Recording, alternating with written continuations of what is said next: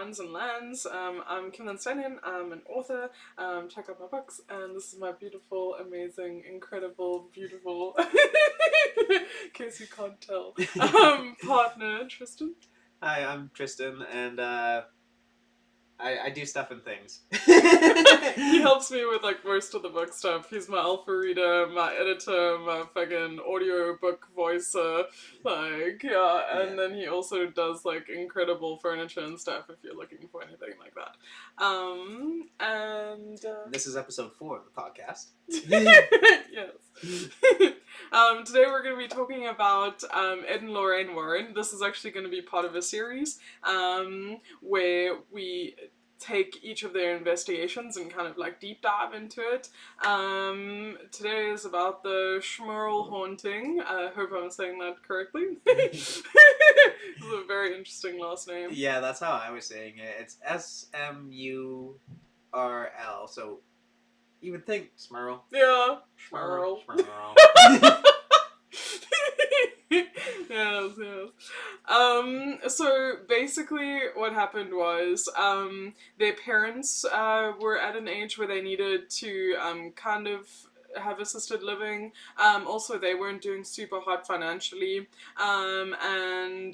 So they kind of banded together and got this duplex, right? With his, the man's mother and father living on the one side of the duplex, and them and their family, I think it was like 3 or 4 children, eh? Yeah, I think about 3. Yeah, and a dog living on their side of the duplex. And at first, no one believed the 2 wives because they were the only people who were experiencing, especially mimic type behavior. Like, they would go into the basement and, someone would be calling their name, especially like one or the other. So the moms were kind of beefing because she was like, "You've been calling me, like, what the fuck?" And then the other one's like, "No, but you've been calling me." And then the mother on it's weird. We're gonna have to find a way to say this because there's like 2 mothers. I guess like the right? mother-in-law, yeah. So the mother-in-law, yeah, we'll do that. So the mother-in-law ended up accusing her of like, I think it was her or her son, like the mother-in-law's son, of like wildly swearing at her, and like she like this is when the mother-in-law didn't believe the things that were going on. She just heard her son's voice. So yeah, she was really upset with the mother because I don't know, there was some sort of lie going on. Well, the mother-in-law thought that she was lying, being like, "Oh no, the husband's not home, like your son's not home, no one was home, like to say those things to you." And then she was like, "I have never heard such language." Yes. Such profanity. Yes. And there was things like that going on, and then also like water stains, cold spots, kind of like the classic, infestation. Infestation, yes. Yeah, and the husband, I think he, for the most part, didn't want to believe it because they had literally just grouped all of their money so that they could buy this group duplex together. And so everything was tied in. Like, his parents' retirement was tied in. Like, his money was all tied in. Like, they, like, had to be in this house. So that made things really difficult. Because she was like, "I want to move. I want to leave this place," and he's like, "No, money." Like, yeah. But I think it was when stuff started happening to the children that they both and him. He was experiencing stuff too. Yeah. Yes. He experienced some. We'll get into that. But yeah, you're right though. It was the children that it started happening a few things to, and then he was kind of like, "Oh, maybe," and then things started happening to him, and then he was on board with the whole investigation and getting a priest and people in, and I think she had the priest come a few times to bless the place, but like, it was kind of an informal thing. They thought it was mostly just her mental health. Yeah. So he was kind of coming for like peace of mind. When it started becoming like a actual case, everyone kind of got on guard. Yeah. I think when it started though, the husband was more like, "Oh, it's a classic case of female hysteria. Classic woman hysteria. Send her to the doctor."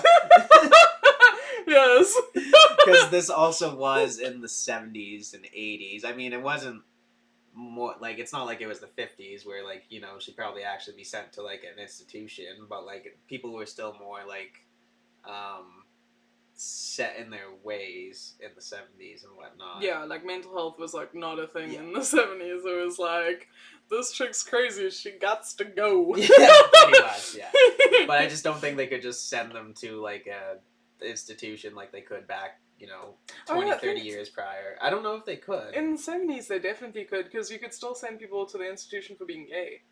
Ew. Yeah. Well, I guess, yeah, they could then, Yeah. but like, and maybe it just wasn't as common then. Yeah, people weren't like wildly doing it like all the time. Because wasn't it in like the 50s? It was like women like Yeah. could just be like, okay, go. Yeah, they would You just did like... not bring me my martini after work to the institution. I want a newer model to the institution. Yeah, pretty much. Yeah. Yeah, but so there's also a movie on this one. It's also from that time period, like the 80s. It was 91 it came out. Oh, 91? But they like used all 80 technology, Yeah. I swear to God, so it looked like it looked really much like an 80s movie. Yeah. Yes. Yes. It looked really much like. Yes, really much like. Yeah, but it was actually really good. Like I was honestly like terrified. I think it was more scary than anything that we've seen recently. Yeah, it was pretty scary. Like they Yeah. did a good job of like suspense and stuff like that. Like Yeah. obviously the special effects weren't stuff you see nowadays, but I still think they did a good job. Yeah, they did a really good job. It was like mostly the tension and stuff. The Yeah, beginning tension, yeah. was kind of like Hallmark movie-ish. Yeah. But once you get into it, it was really good. I thought it was good, yeah. Yeah, and then we've been having our nightly Zoom meeting movie calls. Yes. We've been having movie dates still every night. Yeah, I'm on night shift at the moment, and like obviously we don't like to spend that much time apart. So, yeah, we've been having little movie dates in my lunch breaks. I've really much enjoyed that because I'm on off time right now, so yeah, I need someone to watch a movie with, and I miss you. I miss you too. Yeah, so anyways, they're bringing out a new movie at the end of this year. It said 2025, but I haven't heard much about it, so I haven't seen like any trailers or anything. So they say 2025, but it could be something that's pushed into 2026. Is how things go. Yeah, I wonder, are we able to like watch a trailer whilst we're like, can we screen share, have the trailer in the bottom corner? You know what I mean? I could edit it in after. Yeah. So do you think we could watch the trailer right now? Yeah. See if there's one and watch it. We can add that in after. Yeah, but like they need to see us watching it, like watch it with us. Yeah, but we can record that part after. Oh, okay, Don't yeah. have to edit this all out. Yes, I'm sorry. It's okay. Just remember the time. Like 8 minutes. Yeah, 8 minutes. Okay, at 8 minutes I've rambled about. It's okay. I usually watch the whole thing. So. Oh, okay. So yeah, did we want to start getting into the actual story of like everything that happened, so on? Do you want to take that? Yeah, I'll take the reins with the first little bit here. Okay, so yeah, timeline we already kind of talked about, where it was like, so it started in 1973, and what was the state they were in? I forget where they lived. Okay, so like, yeah, a little bit of like Pennsylvania, 1973. Yeah. Okay, do you want to start again? Yeah. Okay. So we'll get into the like just a little background of everything. So this was all around in 1973, 1974 when it started, but I believe it went up until 86, somewhere around there. Is when they finally moved out of the house. But it was on Chase Street in Pennsylvania, and so like it started as like any other thing, like for infestation wise, foul scents, sounds, missing items, electrical malfunctions, but a lot of people chalk that up to just old house or something like that a lot of the time when it comes to electrical problems, because that really could be anything. But oh, also one of the big points is not only did they have all these little things happening, their dog was allegedly chucked out a wall, and one of their kids were pushed down the stairs.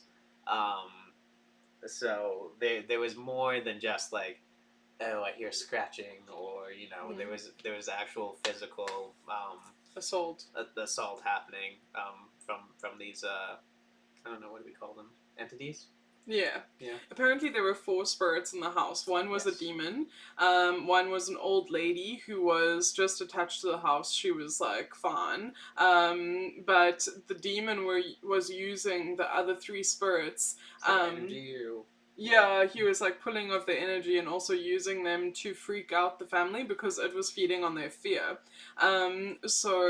That's basically what Lorraine Warren had determined when she entered the home. So the first lady that she saw was the old woman who had obviously just died in the house, and she was just kind of confused, but she was trapped there because of this negative presence. And basically, it was kind of similar to all of the other meetings.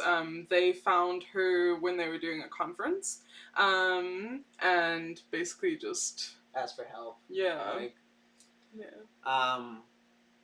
So yeah, they ended up doing quite a bit, like for publicity wise afterwards. Like they went on, like I don't think they went for the publicity, but they like talked about it because the Smurls and Ed and Lorraine Warren ended up like writing a book together. So they went on some talk shows and stuff like that, and ended up talking about their experiences and all of that. So I'm pretty sure you can probably find those A bunch, yeah. interviews and whatnot. So that would be something to look into if you're interested. Yeah, I think like the main reason for that was because the church was like really not wanting to get involved. Yeah. Like the Catholic Church has really honed down on its policies on exorcisms and like spiritual help, which makes no sense because like what the fuck is their point then? Yeah, like what do you do? Like you're supposed to be there for that kind of stuff. Yeah. Like if someone's like begging you, being like, I have a demon in my house. Can you please help my family? And they're like, I don't know. It sounds kind of intense, so let's maybe not. Yeah, that sounds like a hell of a problem. Yeah. So let's not do that. Yeah. So basically they wanted to bring the publicity onto the situation so that they could try and get help, which they did in the end, because they didn't end up getting help from the Catholic Church, but they got help from this prayer group. It's a national prayer group. What were they called? Okay. So basically, the Mrs. Smurl went to one of the conferences that Ed and Lorraine Warren were having in their county, because she had heard about them from a neighbor, and she begged for help. The Warrens came over, and through a series of investigations, they kept trying to get the church involved. But after the church refused involvement, they decided to go to the press because they were like, "What is the point of the church? Like, why aren't they helping us?" You know what I mean? So then people kind of used that going to the press as a means for skepticism, but it did end up connecting them to this group called UPR, which is essentially a national prayer group, who came into their home, and it was only through prayer with them about 3 times a year, 4 times a year, whenever things started to get wild, that the infestation was kept at bay. Obviously, there was never an exorcism done, so they said that the activity never stopped. It was just that the activity was not harmful, and it was kind of kept at bay. Yeah, it was kept at bay for a while. But let's get into the really wild stuff. So they like this story has like a lot of wild claims, like from the dog being thrown to the daughter being pushed down the stairs, all the way to sexual assault claims by entities by both to the husband and the wife. Her saying that she was touched at night or whatever, and the husband said he was full on like molested, like raped. Yeah. And it goes into it in the movie, and yeah, basically, entity like threw him across the room and put him on the ground and wrote him. Yeah, it um, was very disturbing. yeah, very much did like that. That was a pretty disturbing part of the movie. But like those are incredibly wild claims. Like Hmm. to have an entity be like this forceful and this aggressive compared to like a lot of the other stuff you hear, because you don't really hear about sexual assault by a ghost or a demon. Well, Like yeah, we don't, but Ed and Lorraine Warren weren't surprised. That was something that was interesting to me. yeah, Like, actually, yeah, yeah, they said that it's quite because they said that the demon was a succubus, right? yeah, And they said that it was quite like normal actually once the demons got enough power over a family yeah. to start doing stuff like that, and that's crazy to me. Oh, that's absolutely wild. It's just something you don't see in like uh like the horror movie culture and stuff like that, or like Yeah. the scary movie Well, culture also is. like, but I guess like it would be fucking like imagine like you came home and I was just raped by a demon. Like I think it's something that people wouldn't talk about because like how do you even begin to To explain, explain? yeah, I guess, but like, I guess a lot of people would just try to like write it off as like a weird dream, or like they were hallucinating or something. Like it just they did actually happen. Hmm. So Hmm. I don't I feel like I would be like that. I'd be like, nope, that didn't happen. Nope, Yeah. Well. I was just dreaming. I must have been asleep. Yeah. Yeah. Well, also, like, did it feel like what did it feel like? Did it feel like an actual person, like on top of him, like that's the thing that's interesting to me, because like it would be easy to write it off if it's like a dream or something, but Yeah. like if it feels like there's an actual person, like, and then how do you know that it wasn't a person who came into your house? That's the other thing. Yeah. Like, if you're reporting it, how do you know what to report? Yeah, I'm sure there's no like DNA evidence that something like that actually happened. It's a demon we're talking about. It's not going to be like, oh yes, fucking, this person who died in 1846 has their DNA. Like they're just there's you can't do that. No, I know, but what I'm saying is that like for you as the person, right? Like, say for instance, you're sitting here, like I'm at work, this random chick comes down the stairs. Oh, I'd be You're gonna be freaking. like, "What the fuck? Who are you?" You know what I mean? Like, you're gonna think it's a person. You're not just gonna assume like demon.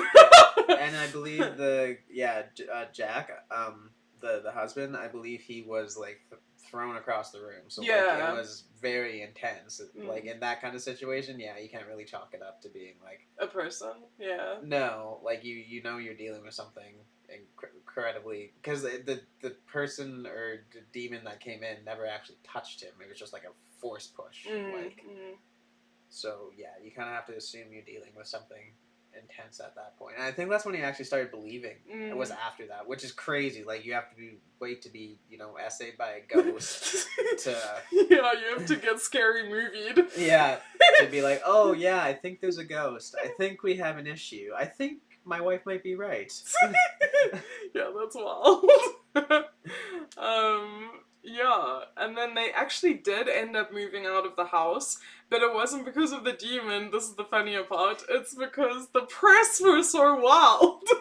Yeah. Like, the press did not leave them alone for like years, and they were trying to do like documentaries. They were like paranormal investigative teams that were trying to get into the house. Everyone wanted a piece of that house, and so they eventually did actually have to move. Yeah. Yeah. But when they did move, they still experienced like some paranormal happenings. Yeah. Like there were still sounds, foul stenches, and stuff like that in their new home, even. But it was never got to the point of being like, like physical, like where the dog got thrown against the wall or someone pushed or something like that. It was kind of all just like the small stuff. Yeah. So, in my opinion, the demon was getting the energy from that house and those other entities in the house. So maybe it was attached to them, but it didn't have as much energy in the new place.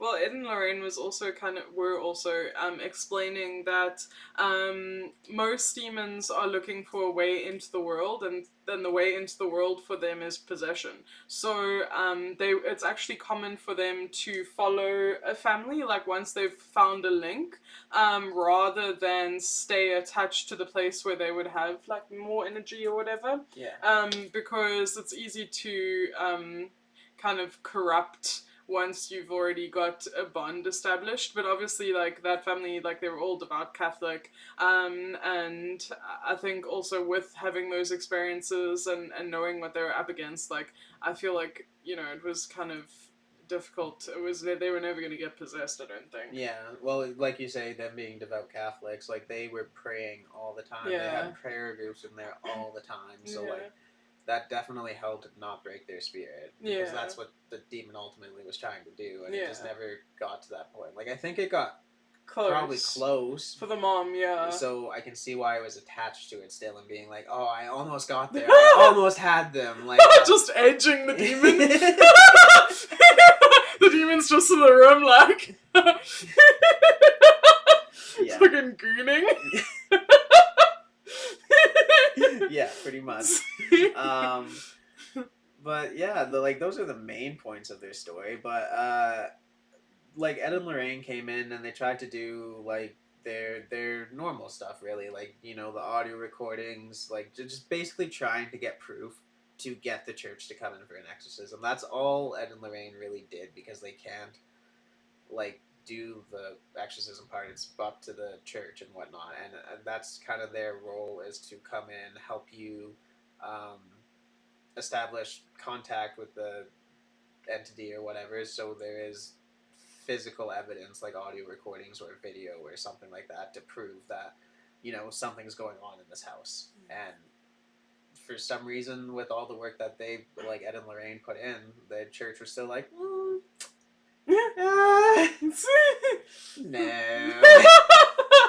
We have better things to do. Well, the church had sent, ultimately, they sent like 4 priests or something.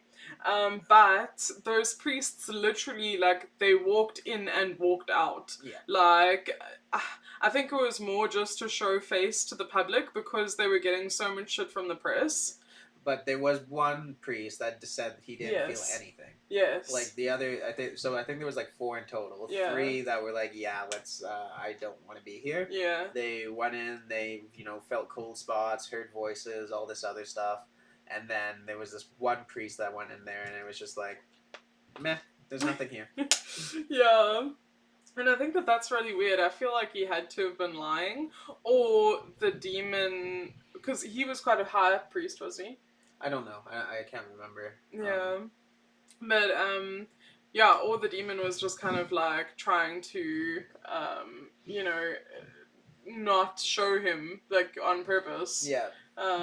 Yeah. And you think would be a good tactic on a demon's part, being like, oh, these people are trying to come in to get rid of me. If I don't show myself to them, they're not going to believe these people, and more people are going to think they're crazy. Yes. Yeah. So. Yeah. So ultimately, like, I think that I believe in the case. At first I was skeptical, and I was also skeptical about, like, Ed and Lorraine's involvement, because, like, I kept saying to Tristan, like, what did they even do, though? Like... Yeah. But I think that's, like, with most of the kids. I think, like, the movies for, like, the Conjuring and stuff like that, like, obviously dramatized their role in it and whatnot, but I think that's all they're really there to do, is to provide evidence to bring to the church, and to, give them some comfort and stuff like that throughout the process, because there's so many people that aren't going to believe you, but these two are there to, like, be a support system and, find the evidence. Yeah, because, like, in the movies, it's like, Ed and Lorraine are, like, badass, ghost-busting, like, got the crucifix and fucking the blood of Jesus. Yeah. Just, like, going for it. So I was kind of expecting that kind of a thing when we started deep diving into them, but, yeah. I think it's just the dramatization of the movies. It does make for good movies. Yeah. Like, it's a good watch, especially, but, like, I don't think that's everything they did. I think they were more of, like, a support system than anything. Yeah. But, so, yeah, those were the main points of the Smurl case. We're going to be deep diving into all the other Ed and Lorraine cases that we can.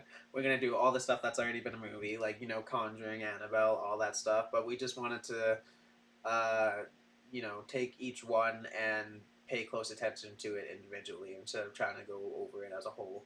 So this is gonna be a little series. I don't know how many we're gonna do because they did.